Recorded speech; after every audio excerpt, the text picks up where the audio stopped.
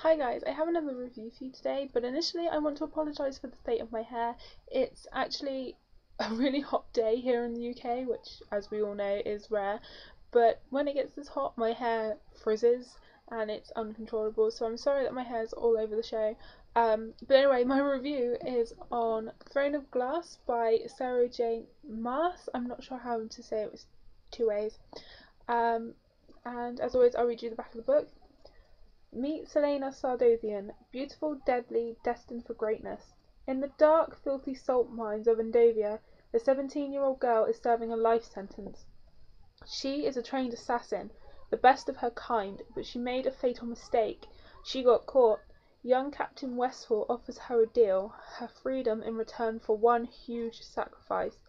Selena must represent the prince in a to-the-death tournament, fighting the most gifted thieves and assassins in the land.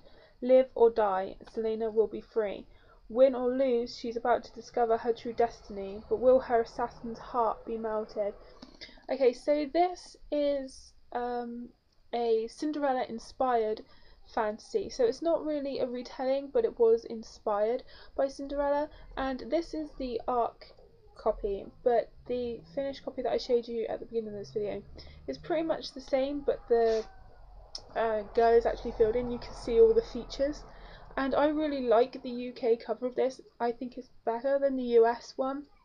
That's really rare. US covers are normally way better, but I feel the US one doesn't really represent Selena very well. She's not assassin look-like enough. If you've seen it, you'll probably know what I mean, but I think this one is the perfect cover for this book.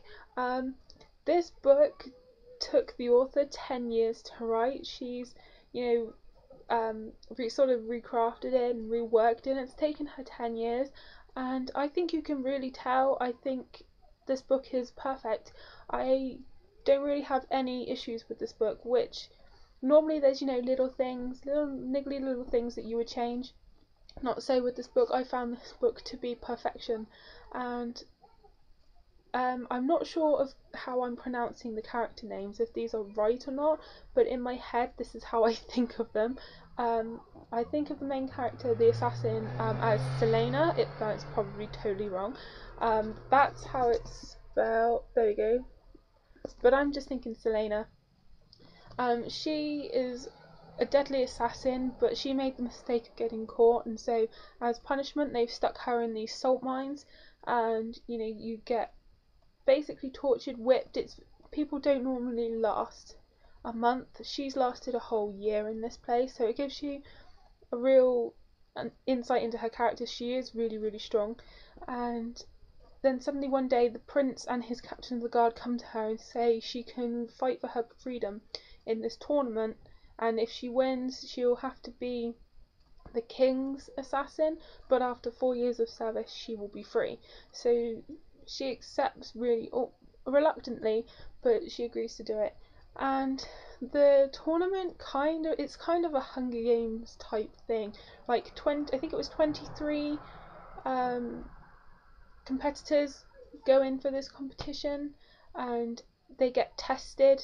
Like, I think it was once a week they got tested, and each week one would drop out until they were left with four for the final thing. But it was and only one can come out, so that's why it kind of reminded me of the Hunger Games. The Hunger Games kind of meets Marie Snyder's fantasy type books. It was a really good mix of the two. So Selena, I was worried I wouldn't warm to her very much, because on the cover here it says a heart of ice, a will of steel, meet the assassin. So I thought, if she's really, really cold, I thought, how will I sort of warm to her character? Will I like her? So before going into this book I was worried I wouldn't like her. Totally didn't have to worry about that. I loved her character.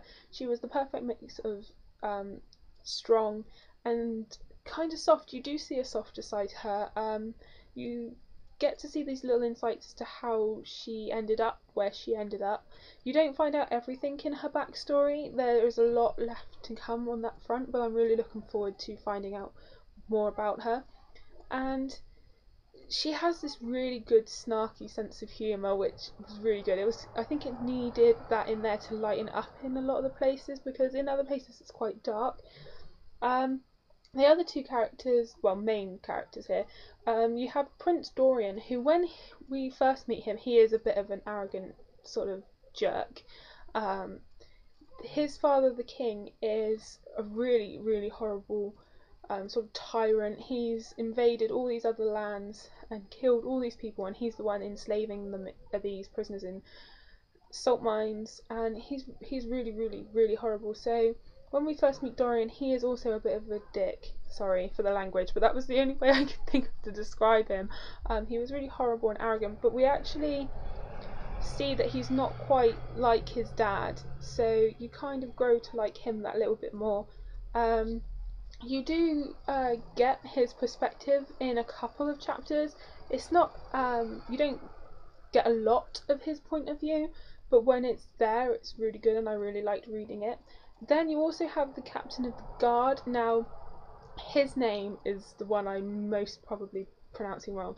It's like it's spelled Chaol, or is it Oal?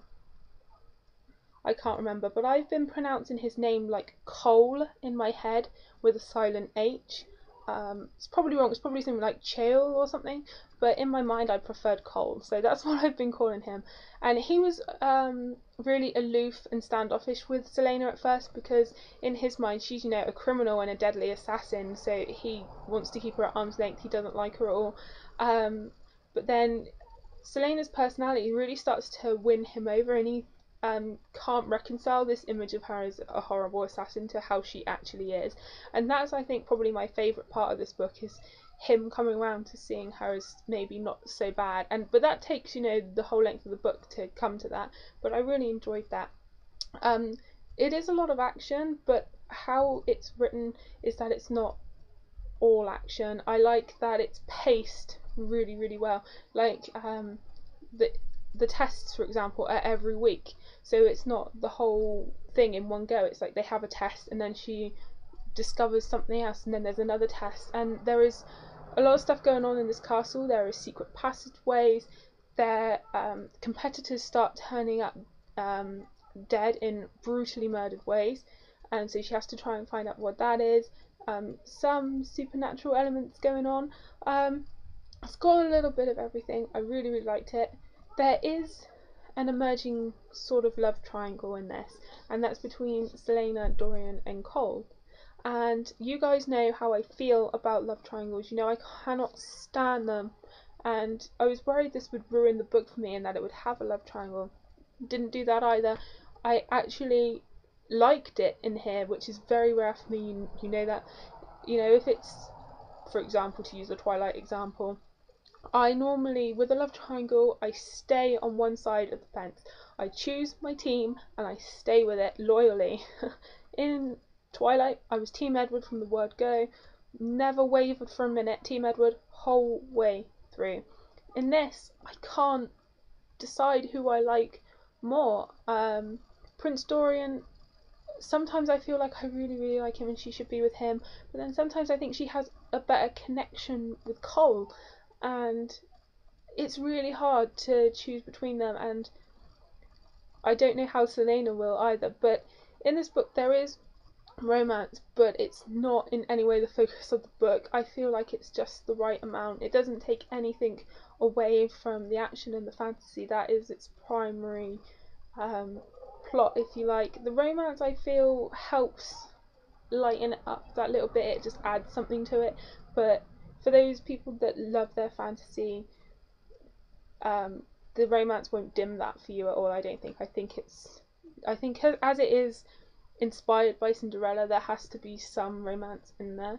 Um, the romance as well isn't resolved at the end of this book. You think it's going one way, and then something at the end happens, and you think, "What? I'm left hanging, and I need the next book." This was so well done.